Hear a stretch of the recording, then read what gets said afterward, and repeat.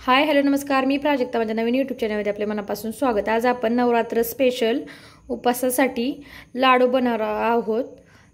त्यासाठी आपण साहित्य पाहूया.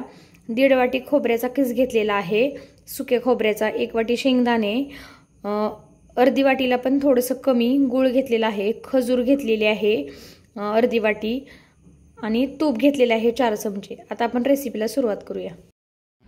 सुरुवातीला आपण गॅसवरती कढई गरम करण्यासाठी ठेवलेली आहे. कढई छान गरम झाली की आपण त्याच्यामध्ये शेंगदाणे घालून घेणार आहोत आणि ते शेंगदाणे आपण स्लो गॅसवरती छान खरपूस असे कडक करून घेणार आहोत.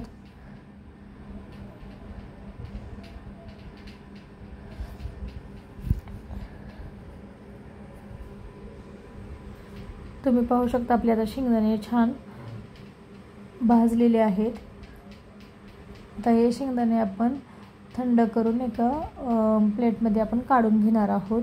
आता आपण त्याच कढईमध्ये थोडंसं तूप घालणार आहोत, 2 चमचे.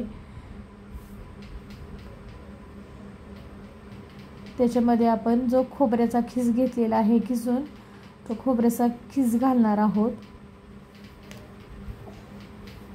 आणि तो खीस हलकासं थोडंसं 2 ते 3 मिनिट आपण त्या तुपामध्ये आपण तो खीस परतून घेणार आहोत. एकदम स्लो गॅस ठेवायचा. त्याच्यावरती हा किस छान परतून घ्यायचा. आता आपला किस परतून झालेला आहे. आपण गॅस बंद करून घेऊया आणि हे थंड करण्यासाठी आपण आता काढून घेऊया. त्याच्यानंतर आपण त्याच कढईमध्ये अजून 1 चमचा तूप टाकणार आहोत आणि जे बी काढून घेतलेली आपण खजूर आहे, ती खजूर आपण त्याच्यावर त्या तुपामध्ये छान अशी मऊ करून घेणार आहोत. आपण एक खजूर 2 ते 3 मिनिट अशीच परतून घेणार आहोत आणि छान मऊ करून घेणार आहोत.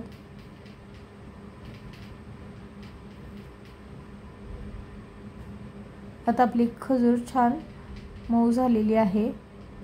आपण हे थंड करायला ठेवूया. आता आपण मिक्सरचा जार घेतलेला आहे, त्याच्यामध्ये आपण जे शेंगदाणे घेतलेले आहेत ते शेंगदाणे भाजून घेतलेले, थंड करून घेतलेले त्याच्यामध्ये घालून घेणार आहोत. त्याच्यानंतर खोबऱ्याचा खीस तुपामध्ये परतलेला ते पण मिक्सरच्या जारमध्ये घालून घेणार आहोत.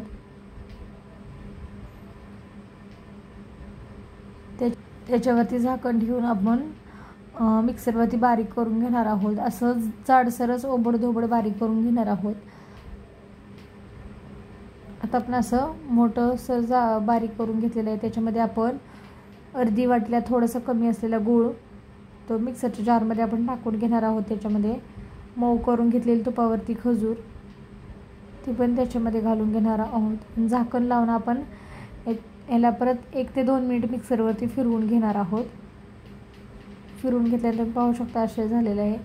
आपण आता एका ताटामध्ये किंवा एका भांड्यामध्ये काढून घेणार आहोत सर्व आणि ते सर्व हाताच्या साहाय्याने मिक्स करून घेणार आहोत.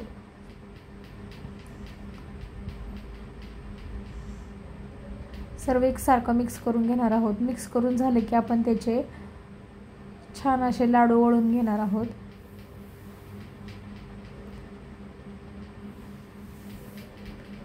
तर आपण याचे लाडू बांधून घेऊया.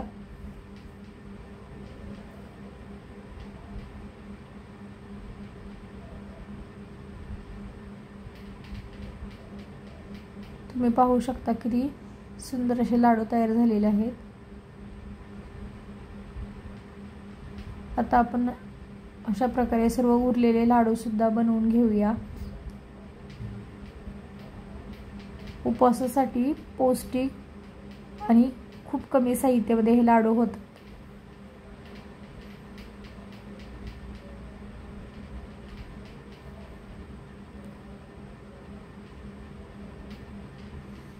तर उरलेले सर्व पण बनवून घेऊया आपण.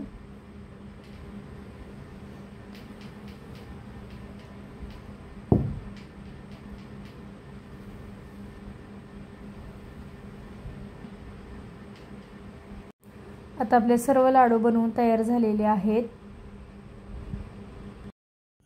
आपले नवरात्र स्पेशल पौष्टिक लाडू तयार झालेले आहेत।